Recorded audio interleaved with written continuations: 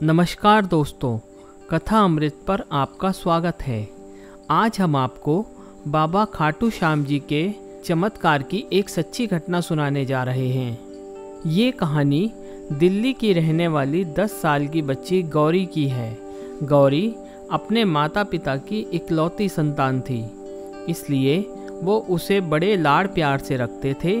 उसके माता पिता खाटू श्याम जी के बड़े भक्त थे। उन्होंने अपने घर में खाटू श्याम जी की मूर्ति स्थापित की हुई थी और वो रोज़ सुबह शाम उनका श्रृंगार, उनकी पूजा सेवा किया करते थे। गौरी भी अपने माता पिता के साथ बाबा की पूजा करती थी।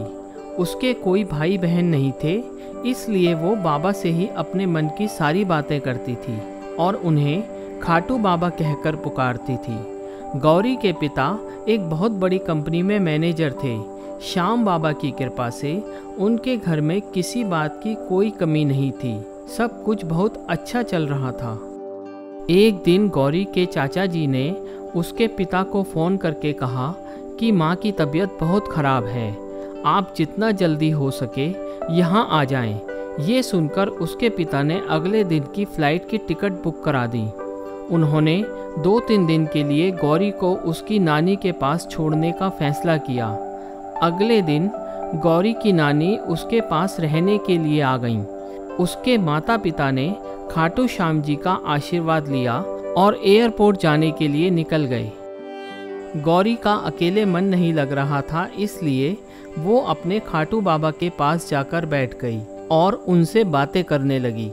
थोड़ी देर के बाद उसके मामा ने रोते हुए उसकी नानी को फ़ोन किया और बताया कि दीदी और जीजा जी जिस फ्लाइट से गए थे वो क्रैश हो गई है और उसमें कोई नहीं बचा।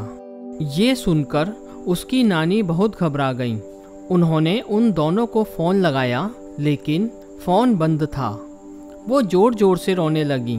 उन्हें रोता देखकर गौरी ने पूछा कि क्या हुआ नानी जी? उन्होंने कहा, बेटा प्लेन क्रैश हो गया है। ये सुनकर गौरी को विश्वास नहीं हुआ और वो दौड़कर अपने खाटू बाबा के पास गई और बोली, खाटू बाबा, आपके होते हुए ऐसा नहीं हो सकता।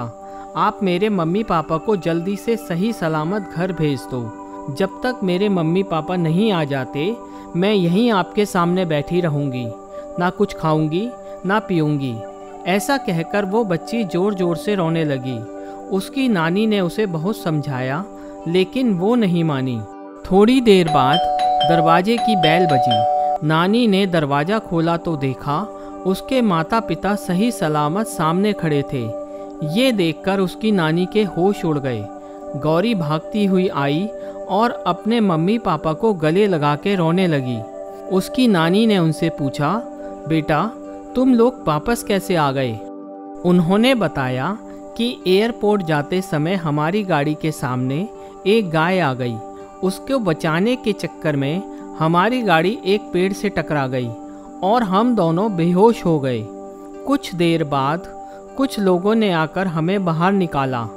हमारी गाड़ी की हालत बहुत ख़राब हो गई थी, लेकिन बाबा की कृपा से हमें एक खरोंच भी नहीं आई।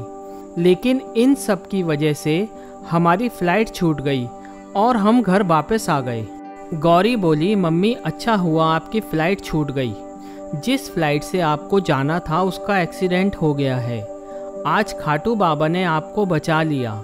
ये सुनकर उसके माता पिता खाटू श्याम जी के चरणों में जाकर बैठ गए और बोले, बाबा आज आपने हमारी जान बचा ली, हमारा घर बर्बाद होने से बचा लिया।